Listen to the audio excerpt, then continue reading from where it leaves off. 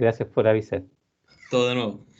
Ya, no, lo que pasa en realidad es como más una cultura general que otra cosa. Y claro, lo que hacía, los tutoriales, hay de todo, pues, pero sí hay hartos ejemplos resueltos y de repente si uno necesita como saber o se olvidó cómo hacer algo específico, puede de repente buscar. Entonces, por ejemplo, de los que yo en su momento vi, este que está arriba, que hice de tutorial de software N14, de ese Sergio Jiménez, que creo que es un profesor de la UDD. En ese momento por lo menos está bastante decente, no está así como muy ordenado, pero en general pasa por bastantes niveles y ejemplos y va progresivamente agregando dificultad y no me pareció en realidad malo. Pero como le digo, o sea, considero apoyo porque igual dentro del curso nosotros vamos a ver como lo que necesitamos para también la tarea que hagan y toda la parte básica. Pues esto es complementario, si alguien quiere pues seguir aprendiendo, puede ir buscando aquí software y obviamente, o sea, perdón, voy a ir buscando tutoriales y va a ir encontrando ahí perfectamente dónde sacar más información. Y como que les digo, o sea, si encima es el software no caduca, entonces van a tener ahí la ventaja que lo pueden seguir utilizando. Em, Libros de arena, no hay muchos. Yo por ahí creo que tengo uno, pero es difícil encontrar libros que expliquen también el software. No sé, no es como tan en ese sentido, o sea, es muy usado, pero digamos, no es quizás como algo que en libros se encuentre muy fácil porque es como un tipo de software que tiene un uso como bien específico y como que no cualquier profesión en el fondo lo utiliza. Ya. Y bueno, aquí hay un ejemplo, pero antes de ver ese ejemplo, que este es un ejemplo que ya, por ejemplo, quiero que en la próxima clase en realidad desarrollemos entre todos, que igual es súper sencillo. Yo quería en realidad ahora mostrarles más el software en sí, ya ver las distintas partes que tiene eh, y armar aquí quizás un modelito muy básico, pero también quiero mostrarles bueno, cómo se arrastran, cómo se conectan cosas, cómo los parámetros se leen, por lo menos las cosas también más básicas que vamos a usar, mostrarles esos elementos y mostrar, ¿cierto?, cómo uno les ingresa los parámetros y qué parámetros tiene, etcétera, etcétera. Por lo menos vamos a armar un modelo ultra básico, ¿cierto? Con clientes que llegan, que son procesados en un servidor y que salen. Y vamos a ver los parámetros que dentro de eso, por ejemplo, ocurren. Que, vamos a ver también son hartas cosas. Igual no sé si es muy probable que hacia la primera tampoco puedan memorizar todo, pero cierto, igual en la medida que vayamos repasando ejemplos y vayan ustedes mismos ejercitando, ya van a ir después familiarizándose con los términos. ¿Ya? Aquí se ven como tres grandes secciones, ¿cierto? La más grande, lo que está aquí en blanco, ¿cierto? En el centro, es básicamente el donde yo voy a dibujar mi sistema. Y en ese sentido, el software es como muy gráfico, o sea, efectivamente, yo básicamente dibujo el sistema que quiero estudiar. Literalmente voy agregando las piezas, conectándolas y puedo ver también una animación que me muestre cómo el sistema interactúa y toda esa parte, toda esa historia. ¿Ya? Em, y eso es obviamente súper bueno, por eso le decía que era como bastante intuitivo la utilización de este software, porque como yo veo las cosas, ¿cierto? Y si yo conozco mi sistema, no tengo simplemente que escribir ahí en el fondo algo que yo conozco súper bien. Entonces, no hay, digamos, eh, como nada que me pueda malinterpretar, porque en ese sentido es como bastante explícito la representación. Acá al lado izquierdo, se fijan, hay como varios menús, ¿cierto? Menús que si ustedes los pinchan se van a ir abriendo, ¿cierto? Ahí mostrando distintas cositas. De estos, nosotros obviamente aquí hay como todo lo básico para hacer, digamos, modelos, ¿ok? Y en particular, fíjense, hay uno que se llama procesos básicos, que obviamente es como como el nombre dice muy bien que es de qué se trata, es como lo mínimo que uno a veces ocupa.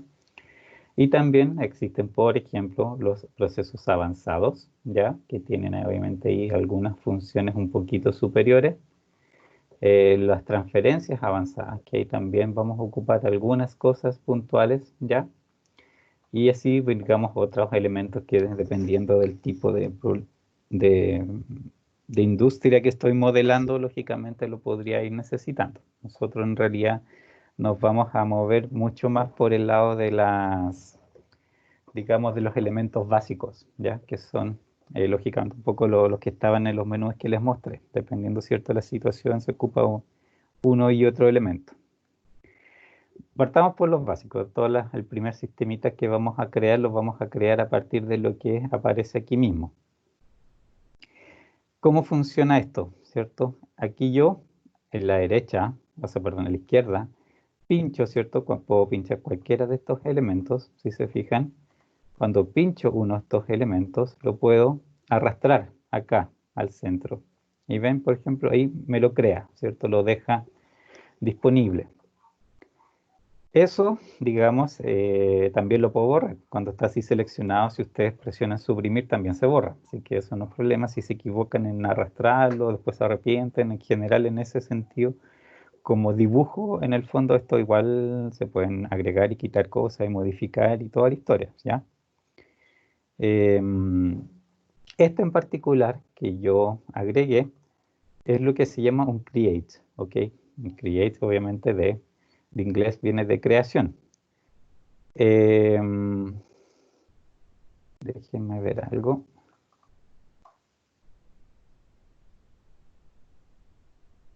No, ya. Ese create, ¿cierto? Si ustedes, bueno, le dan doble clic a todos los elementos que aquí aparecen en general, siempre va a funcionar así. Y una vez que tengan dibujado el sistema también, si le quieren alterar los parámetros a cualquier elemento, también obviamente se puede hacer esto. Le hacen doble clic y aparecen siempre ventanas que son obviamente las que tienen que ver con los elementos, o sea, con los parámetros que el elemento que pincharon tiene para ser modificado, ¿ya? Lógicamente que cada tipo de elemento tiene sus propios parámetros, porque todos tienen o reflejan o están ahí para distintos comportamientos, ¿cierto? De alguna manera hacen funciones, tienen funciones que son distintas. Entonces, en este caso, el create es siempre va a estar presente porque en realidad es como una de las cosas más básicas que tienen que existir dentro de cualquier modelo, independiente de cualquier cosa. Los create siempre aparecen. ¿Por qué? Porque son los que crean entidades. Por ejemplo, no sé si estamos hablando de un banco, el cliente que llega al banco es una entidad, ¿de acuerdo? No así los cajeros o cualquier otra cosa, ellos no son entidades, ¿de acuerdo? El cliente es el que sí es una entidad. Y ese cliente, para efectos de mi sistema, yo lo tengo que crear en algún momento, ¿cierto? La creación, en realidad, lo que implica es que el cliente llega al sistema. Eso representa la creación de una entidad que para el sistema empieza a existir. Y eso obviamente tiene toda una serie de parámetros que yo puedo determinar, ¿cierto? Aquí a través de estas ventanitas. De partida, ¿cierto? Acá arriba dice nombre, como dice name, ¿cierto? Dice create 1. Por defecto, digamos, Arena siempre va dándole números secuenciales. A cualquier elemento que ustedes hagan, siempre le va a dar números secuenciales. Si ponen más create, le va a aparecer el create 2, create 3, create 4, etcétera, etcétera. Pero le pueden cambiar el nombre. Ustedes le pueden dar un nombre que quieran. Y de hecho, es mucho mejor darle un nombre, en realidad, que dejarlos de esa manera para que represente lo que efectivamente ustedes están ahí haciendo, ¿de acuerdo? Porque, por ejemplo, o sea, si todos se llaman create algo, en realidad ustedes quizás no podrían saber de qué tipo de cliente se trata, entonces, o qué función cumple ese create. Y por eso es cierto, mejor darle un nombre significativo. Por ejemplo, podrían decirle que es la puerta principal, ¿ya? Que se llama así, tal cual. Como es un nombre, en realidad, para el software le da lo mismo. Él no entiende lo que ustedes le están diciendo ahí porque es solamente el nombre. Es la forma en que va a identificar ese elemento internamente. Entonces ya se le puede dar un nombre. Después, ¿qué pregunta? Dice tipo de entidad. Si ustedes extienden eso, dice solamente entidad 1, ¿ya? Las entidades, como les decía, son en el fondo, piensan que es como los clientes o los productos o cualquier cosa, ¿cierto? Que en el fondo el sistema va a tratar. Y pueden ser, no sé, pues, automóviles o cualquier otra cosa, pero en el fondo es lo que entra al sistema, es lo que va a ser la cola, es lo que va a ser procesado, ¿cierto? O va a utilizar los servidores, la capacidad, los recursos que hay y después se va a ir del sistema. Eso es una entidad.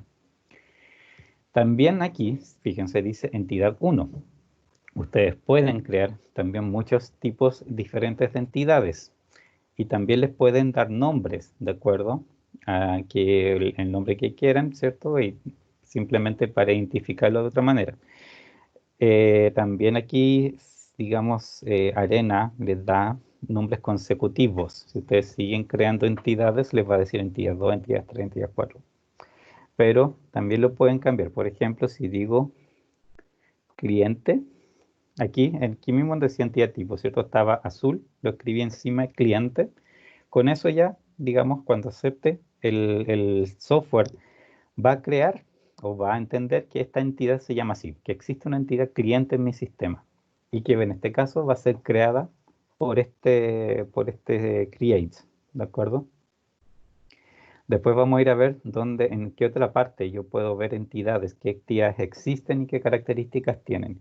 Y de ahí, ¿cierto? Obviamente yo puedo eliminar, crear nuevas, etcétera, etcétera. La otra parte, que es súper importante también, que es muy básica y que obviamente es porque se trata de un create, lo debe tener, es lo del tiempo entre arribos. Si se fijan aquí, eso es lo que dice, tiempo entre arribos. Y tiene, en este caso, tres partes. Dice el tipo primero, después el valor y después las unidades. Aquí es más fácil unidades, porque si lo abren se está en segundos, minutos, horas o días. Nosotros vamos a trabajar harto con minutos, pero depende en realidad del problema. O sea, ahí pueden haber, ustedes simplemente eligen de acuerdo al parámetro que le están ingresando y qué cosa es pertinente a ese parámetro, ¿ya? El valor va a ser, en realidad, es el parámetro de la distribución de probabilidad que están usando y el tipo es eso. Si extienden esto, fíjense, existen cuatro opciones. La primera dice Random Expo, ¿ya? Random, ¿cierto? Obviamente significa aleatorio en inglés. Y es por exponencial. ¿Por qué? Porque esa opción crea realmente observaciones aleatorias X de acuerdo al parámetro, ¿cierto? Que en este caso está al lado. Por ejemplo, si lo dejo ahí, dice Random Expo 1 en minutos, lo que va a hacer es generar de manera aleatoria clientes que en promedio va a crear uno cada minuto, pero es promedio porque obviamente es el parámetro de la distribución, pero puede crear uno a los 30 segundos, después otro a los 40, después al otro al minuto y medio, y así, o sea, en el fondo, si observan todos los que creó en el día, se van a dar cuenta que en promedio, ¿cierto? Estaban llegando cada un minuto, pero la variabilidad lógicamente va a ir de caso en caso y de situación en situación. Em, las otras opciones son, la segunda dice schedule. Eso, ¿cierto? Es un programa, ¿ya? ¿Qué cosa es un programa en este caso? También va a ser aleatorio, ¿de acuerdo? Como vamos a ver después de esto, también vamos a ocupar en los programas bastante. Y también son aleatorios, pero son aleatorios con comportamiento diferente por segmento de horas, ¿ya? Eso es ahí lo que importa. Es súper natural, por ejemplo, si piensan en un banco que no llega la misma cantidad de clientes durante todo el día, lógicamente, ¿cierto? Hay momentos en que hay más clientes, hay momentos en que hay menos clientes. Por ejemplo, muchas veces cuando el banco recién abre, hay un poco de gente esperando porque tienen que irse a trabajar, tienen que hacer algún trámite o alguna otra cosa, entonces siempre hay como un poco de gente esperando. Pero después, ¿cierto? Vienen a veces horas flojas y después cuando están por cerrar, ¿cierto? Empieza a aparecer más gente, como que hay segmentos horarios en que la llegada de los clientes es distinta. Eso, por ejemplo, un programa lo permite, ¿ya? Obviamente los programas que vamos a ver se pueden utilizar en un montón de otras partes dentro del sistema, pero una de las funciones puede ser esa, que cuando yo tengo tasas de arribo diferentes al sistema por parte de los clientes, puedo representarlo, ¿cierto? A través de un programa. Y así yo le doy, ¿cierto? Distintas, en el fondo, tasas de llegada para representar obviamente mejor la realidad. Va a seguir siendo aleatorio, obviamente, dentro de esos rangos, porque por ejemplo la tabla lo que me va a decir es en promedio cuántos clientes llegan en un determinado periodo de tiempo. Por ejemplo, va a decir, no sé, po, en la primera hora me llegan 50 clientes en promedio, en la primera hora, ¿cierto? Y después paso a 200 clientes por hora. Pero eso también es aleatorio. Y el software, lógicamente, lo que hace es generar de manera aleatoria observaciones que en promedio, a través de distintas corridas, por ejemplo, sean en el rango de 200 por hora, sean más o menos 200. Van a ser un poco más, poco menos siempre, pero se va a comportar de esa manera. Constante es más fome porque literalmente es un número. Simplemente crea cada cierto tiempo exactamente una llegada. ¿Ya? Eso, por supuesto, que sirve igual. Sirve para sistemas, por ejemplo, donde que son más automáticos, que efectivamente, ¿cierto? La llegada es exactamente cada cierto tiempo. Entonces, obviamente, ahí también debo representar esa situación. Porque las otras son todas aleatorias. Entonces, en el fondo, si necesito una situación fija, tengo que usar